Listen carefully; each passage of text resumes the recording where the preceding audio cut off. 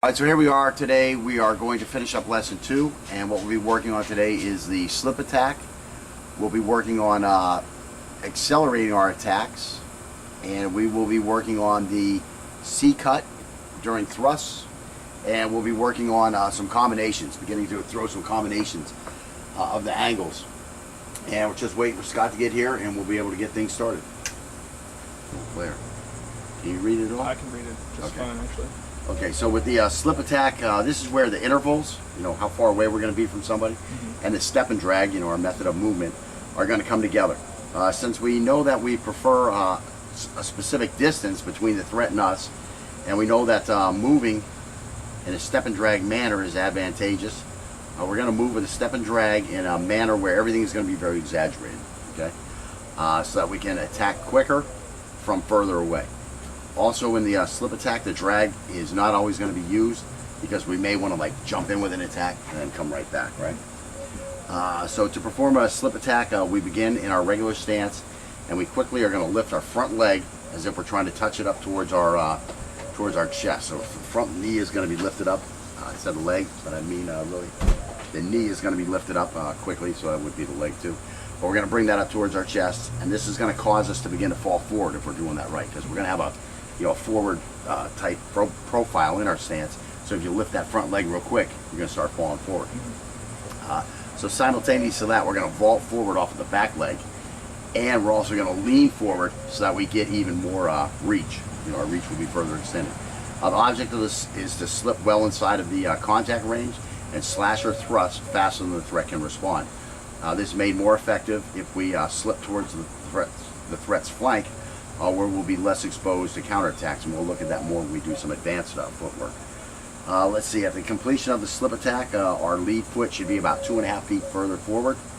Add to that the 2.5 feet of arm reach as we go to extend our arm while we perform the angle, and about 1 foot added by leaning forward.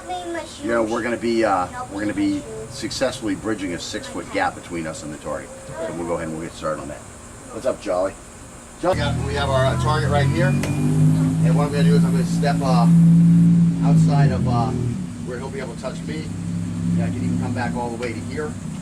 And again, what the object is with this thing is to bring this knee high. You see, I start falling forward because I've got some weight on my front foot. I'm on the toe of my back foot, and I'm going to lift this knee up, and I start falling forward. Okay, so we're going to work on the slip attack here. I'm staying well out of range of this guy. Still within contact distance. I mean, I could move out here outside of contact distance. We'll get to that as we progress through. But starting right here, I'm going to be in a nice tight stance on the toe of my back leg. And again, the object is just lift this knee up, and you see we immediately start falling forward. So that's forward motion. That's free forward motion. I don't have to do really anything to get that. Now I can add to that the vault off of this back leg, and you can see quite quickly I'm able to make a nice deep slash onto this guy's carotid. That's just from that distance right there. Now let's back this up to like 6 feet. So now I'm at 6 feet. Now I'm outside of a contact distance. So if I still do the same thing, just get in this nice little stance here, lunge forward and lean, I'm going to be able to get on this guy from far away. A lot further than he ever thought I was going to be able to get to him at. Let me get that distance one more time.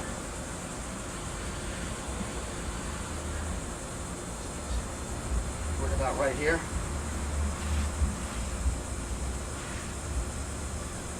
And again, with just a quick, I'm on him.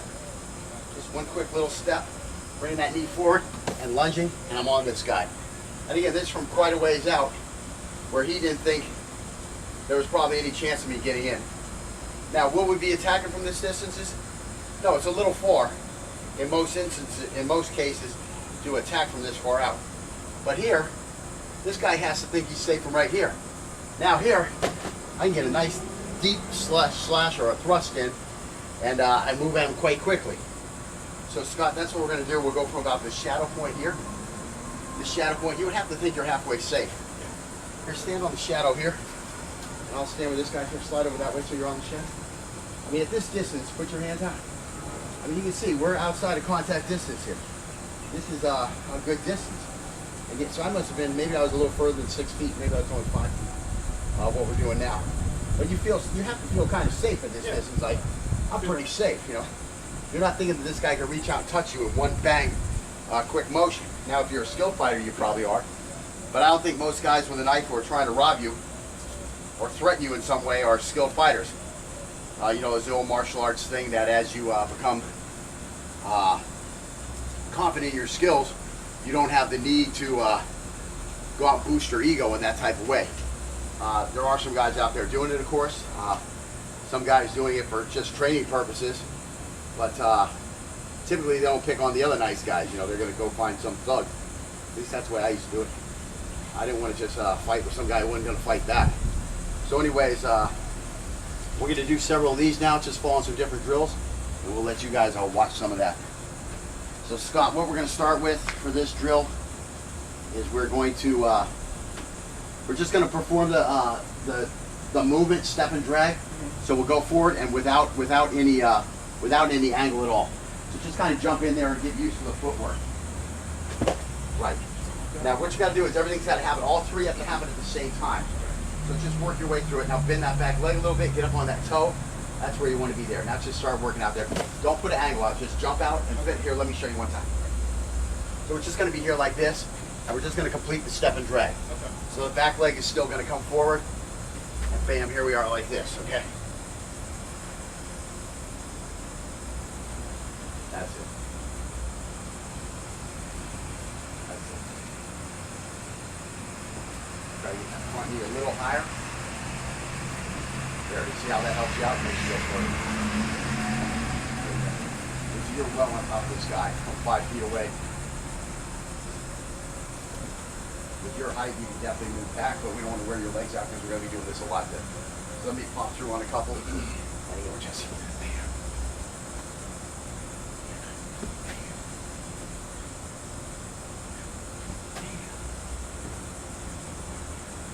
Okay, so there we go. Let's add angle now. I think we start with angle 1, of course. Yeah, start with angle 1. And just go out there and try to get on his carotid. And go ahead and complete that and come right back to your guard position.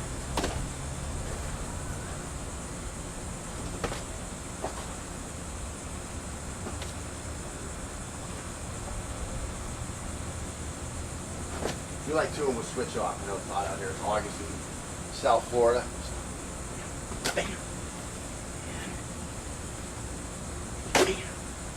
See, I'm taking a nice big hack half. I'm just trying to put some hurt on this guy.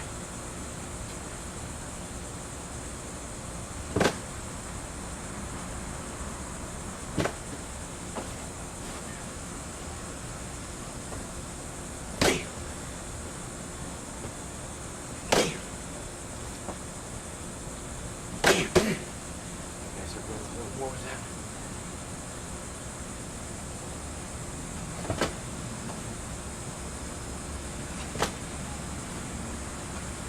Okay, let's go to an angle 2.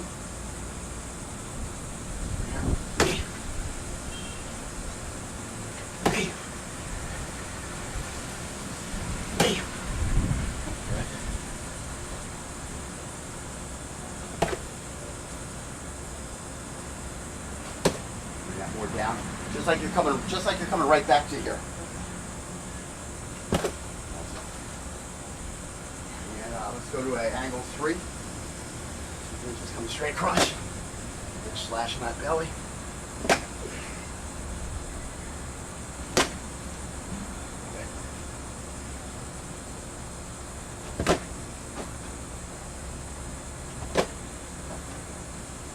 Switch your knee flying up.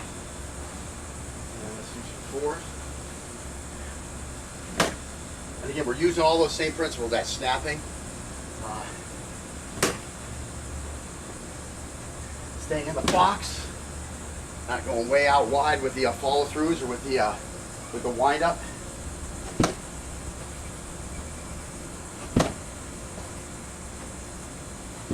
Good. Okay. Let's see if we just head off to 5 here, or if we do something funny. 4. Okay, so we're going to do 5, 6, and 7. Then we're going to work on a little step and return. Okay, so again, 5, we're just coming here. Bam, getting in nice and deep, come back. We're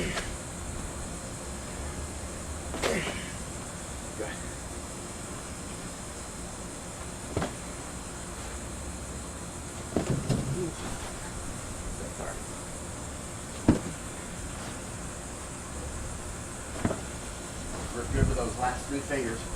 So you really pile that knife right into them. And now up here at the head.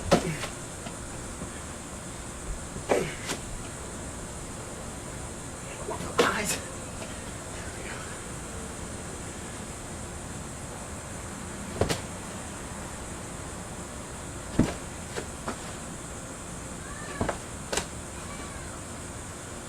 And go with a 7, so we're bringing the knife the opposite side.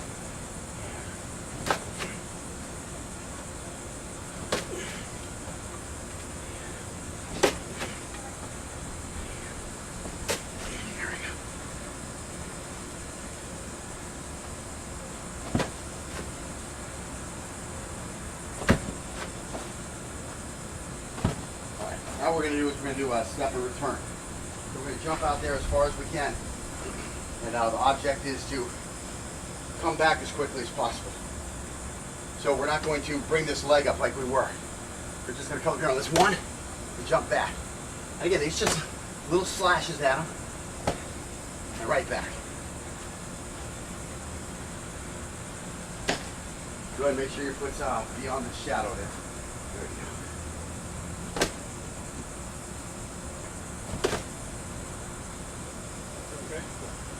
Now we'll go to a 2. You just have to move back. In, back. In, back.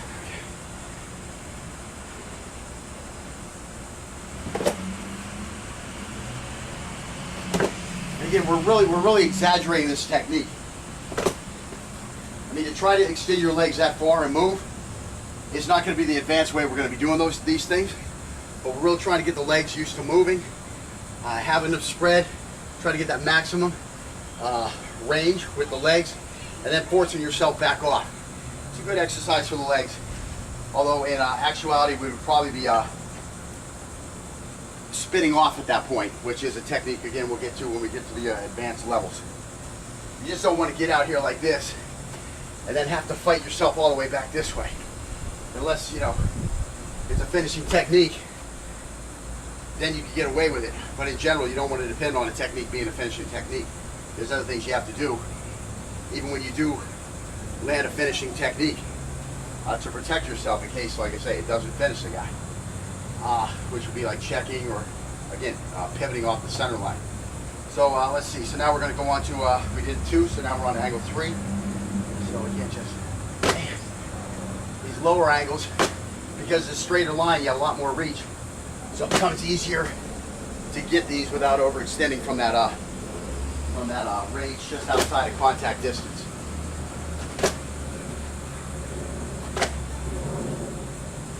And going with a 4.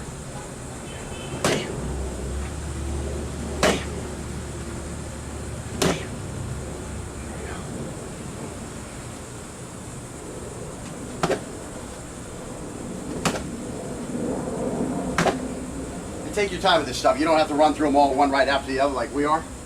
I'm getting a little bit of a tension down here, a little burning from some lactic acid on my left hamstring. And again, here comes a 5.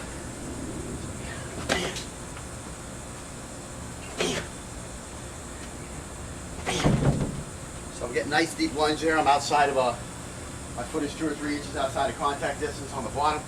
Hopefully we can see some of that on the video.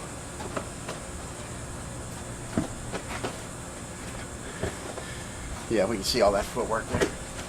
The shadow's like in the perfect spot. It's nice too because we're looking at east and west. So as the day goes by, the shadow doesn't really move too much. It's a real nice focal point. Okay, so what are we on now? We're on 6, right? Get over here on an angle for this guy a little bit.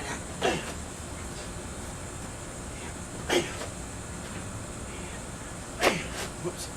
I got the wrong side of his neck.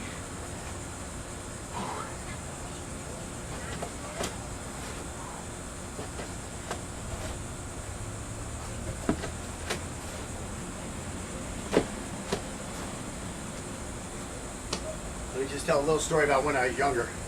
I used to be able to nail these guys in the right in this area here, the appendix area, from back 8 feet away or whatever.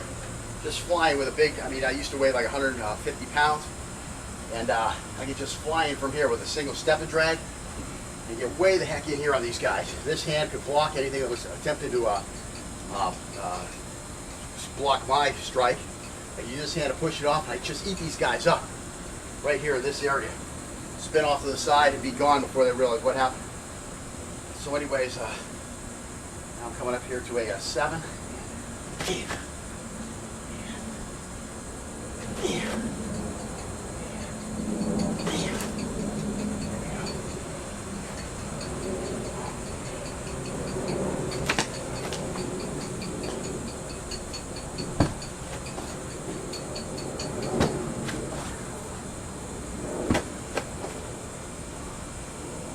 All right, so that's basically it for the speed lunge, if I recall. 4, 5, 6, 7. Okay, so now we're going to talk about accelerating our attacks for a minute. Let me just adjust the video camera while we read through this.